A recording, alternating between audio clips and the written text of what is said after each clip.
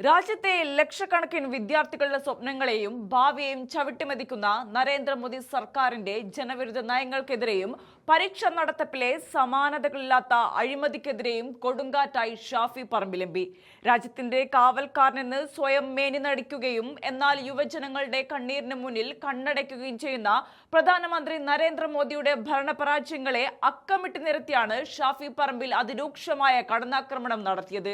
2014 BJP സർക്കാർ അധികാരത്തിൽ വന്നതു മുതൽ NEET, JEE, UGC NET, SSC തുടങ്ങിയ രാജ്യത്തെ ഏറ്റവും നിർണായകമായ പരീക്ഷകളുടെ ചോദ്യപേപ്പറുകൾ തുടർച്ചയായി ചോരുന്നത് ഒരു നിത്യസംഭവമായി മാറിയിരിക്കുകയാണ്. പരീക്ഷാ നടത്തിപ്പിലെ ഈ വ്യാപകമായ മാഫിയ പ്രവർത്തനങ്ങളുടെയും വീഴ്ചകളുടെയും ഉത്തരവാദിത്തം ഏറ്റെടുക്കാൻ തയ്യാറാകാത്ത കേന്ദ്ര വിദ്യാഭ്യാസ മന്ത്രി ധർമ്മേന്ദ്ര പ്രധാനെ ലീഗേന്ദ്ര പ്രധാൻ എന്ന് പരിഹാസപൂർവ്വം വിശേഷിപ്പിച്ച ഷാഫി പറമ്പിൽ മോദി ഗവൺമെന്റിന്റെ അങ്ങേയറ്റത്തെ അലംഭാവത്തെയും അക്കൗണ്ടബിലിറ്റി ഇല്ലായ്മയും ശക്തമായി വിമർശിക്കുകയുണ്ടായി.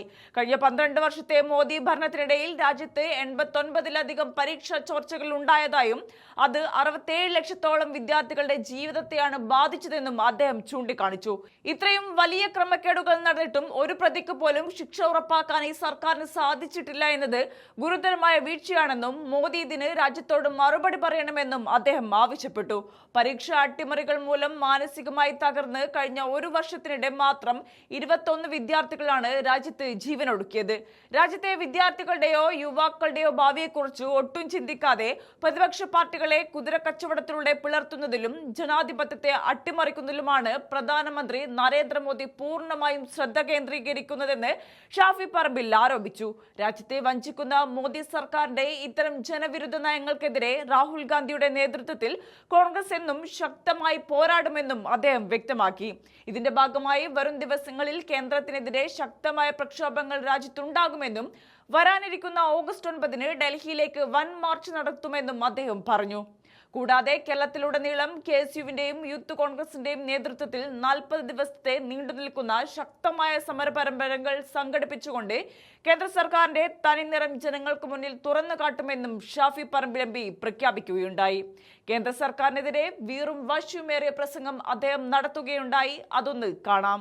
2014 അസിസ്റ്റന്റ് ലോക്കോ പൈലറ്റിന്റെ പരീക്ഷ ചോർന്നാൽ നരേന്ദ്രമോദിയുടെ ഗവൺമെന്റിന് പ്രശ്നമല്ല. 2014 CBSEയുടെ +2 ഫിസിക്സ് ചോർന്നാൽ അതിലും പ്രശ്നമില്ല. 2015 AMT മെഡിക്കൽ ടെസ്റ്റ് ചേർന്നാൽ അതിൽ പ്രശ്നമല്ല. 2016 നീറ്റ് അത് ചോർന്നാൽ പ്രശ്നമല്ല. 17 SSC അതുപോലെ തന്നെ 18 CBSEയുടെ ക്ലാസ് 10 മാത്തമാറ്റിക്സും +2 എക്കണോമിക്സും ഈ ഗവൺമെന്റിന്റെ കാലത്ത് ചോർന്നു. 2018 റെയിൽവേ റിക്രൂട്ട്മെന്റിന്റെ പ്രശ്നം അത് ടെസ്റ്റ് പേപ്പർ ലീക്കായി നമുക്കറിയാം. 21 JEE എക്സാമിന്റെ പേപ്പർ ലീക്കായി, 21 നീറ്റിന്റെ UG ലീക്കായി, 21 UGC നെറ്റ് ലീക്കായി, 24 നീറ്റ് UG ലീക്കായി, 24 UGC നെറ്റ് ലീക്കായി, 24 CSIR നെറ്റ് ലീക്കായി, 24 നീറ്റ് PG ലീക്കായി, 25 നീറ്റ് UG ലീക്കായി, 26 നീറ്റ് UG ലീക്കായി.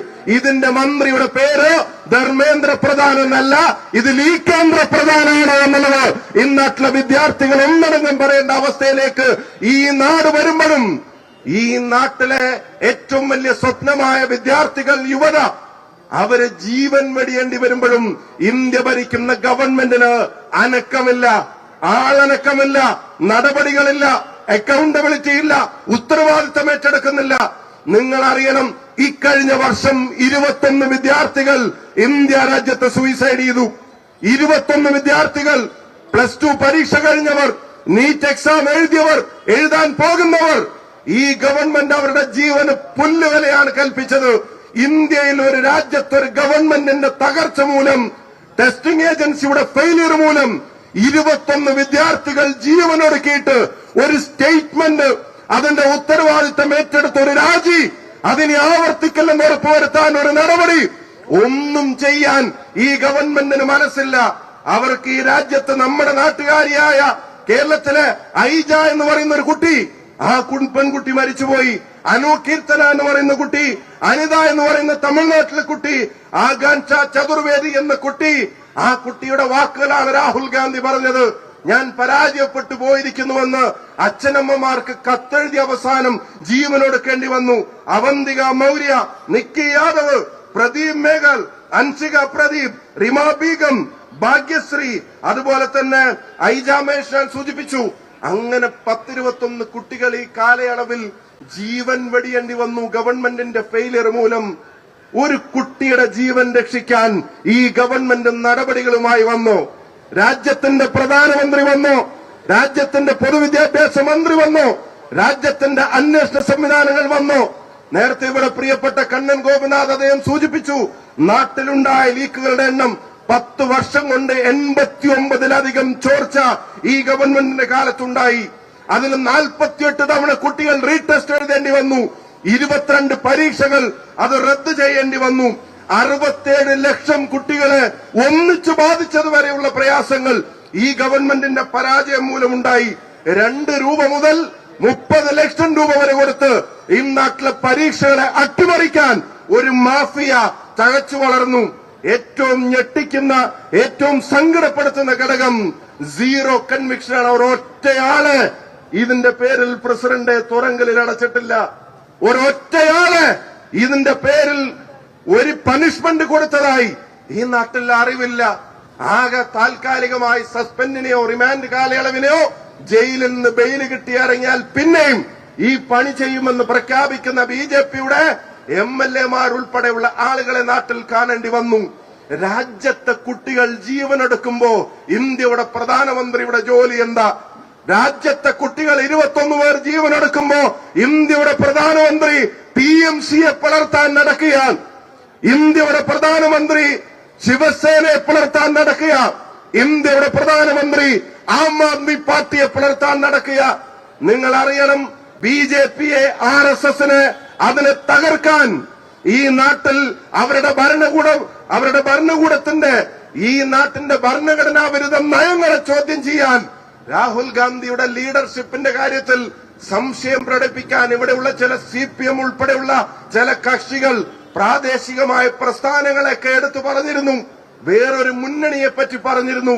ഇപ്പൊ രാജ്യം തിരിച്ചറിയുന്നുണ്ട് നരേന്ദ്രമോദിയുടെ ഭരണഘടനാ വിരുദ്ധതയെ, അമിത്ഷായുടെ ഭരണഘടനാ വിരുദ്ധതയെ, BJPയുടെ അജണ്ടകളെ, RSSന്റെ അജണ്ടകളെ, അതിനെ നെഞ്ചു വിരിച്ചെതിർക്കാൻ ഇന്നാട്ടിലെ ചെറുപ്പക്കാരെന്നിച്ച് തെരുവിലിറങ്ങാൻ ഇന്ന് കേൾപ്പുള്ള പ്രസ്ഥാനമുണ്ടെങ്കിൽ, ഇന്ന് കേൾപ്പുള്ള ഒരു നേതാവുണ്ടെങ്കിൽ അത് രാഹുൽ ഗാന്ധിയുടെ കോൺഗ്രസ് ആണ് എന്ന് ഇന്നാട്ടിലെ വിദ്യാർത്ഥികൾക്ക്, യുവതയ്ക്ക് ബോധ്യപ്പെട്ട രാഷ്ട്രീയ കാലാവസ്ഥയിലാണ് നമ്മൾ മുന്നോട്ട് പോകുന്നത്.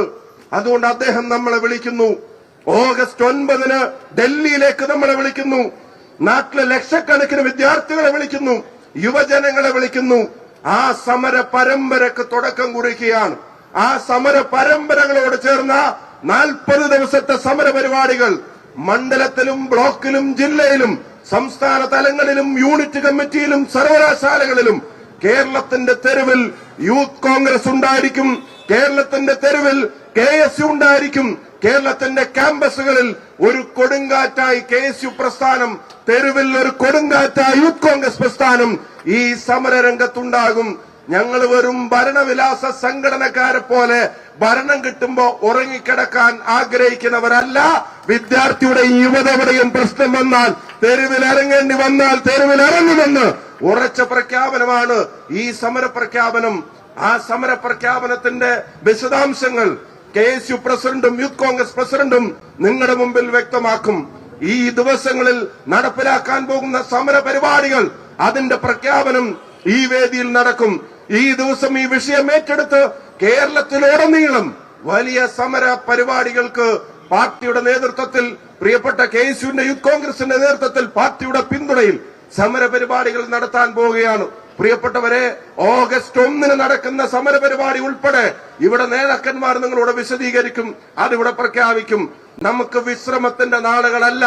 രാജ്യത്തിന്റെ തലമുറയെ, ഭാവിയെ തന്നെ ഇല്ലാതാക്കുന്ന ഏറ്റവും മോശപ്പെട്ട ചെയ്തികളിലേക്ക് കടന്നു പോകുന്ന ഒരു സർക്കാരിനെ തിരുത്താൻ രാഹുൽ ഗാന്ധി നടത്തുന്ന പോരാട്ടത്തിന് കേരളത്തിന്റെ അടിയുറച്ച പിന്തുണയാണ് ഈ സമര പ്രഖ്യാപനം എന്ന് പറയാൻ ആഗ്രഹിക്കുന്നു. ഇതിന്റെ ഭാഗമായി ഒരു ചെറിയ കാലയളവിൽ 2-3 ദിവസത്തെ അപ്ഡേറ്റ് കൊണ്ട് ഇവിടേക്ക് കടന്നു വന്ന പ്രിയപ്പെട്ട KSU പോരാളികൾ, പ്രിയപ്പെട്ട യൂത്ത് കോൺഗ്രസിന്റെ സഹപ്രവർത്തകർ, പ്രിയങ്കരായ തിരുവനന്തപുരത്തെ യൂത്ത് കോൺഗ്രസിന്റെയും KSUവിന്റെയും സഹപ്രവർത്തകർ, മറ്റ് ഭാരവാഹികൾ, നിങ്ങൾ എല്ലാവരെയും KPCCക്ക് വേണ്ടിയും കേരളത്തിലെ വിദ്യാർത്ഥി യുവജന സമൂഹത്തിന് വേണ്ടിയും സമരാഭിവാദ്യങ്ങൾ അർപ്പിക്കുന്നു. ഇത് ഞാൻ ആവർത്തിച്ചു പറയുന്നു, ഇത് സമരമല്ല, ഇത് സമരത്തിന്റെ പ്രഖ്യാപനമാണ്. ഇത് സമരത്തിന്റെ ഒടുക്കമല്ല, ഇത് സമര പരമ്പരകളുടെ തുടക്കമാണ്. വിട്ടുവീഴ്ചയില്ലാത്ത പോരാട്ടത്തിന്റെ നാളുകൾ നമ്മുടെ മുമ്പിലിരിക്കുന്നു. നിങ്ങൾക്ക് എല്ലാവർക്കും സമരാഭിവാദ്യങ്ങൾ. നന്ദി, നമസ്കാരം. ജയ് ഹിന്ദ്.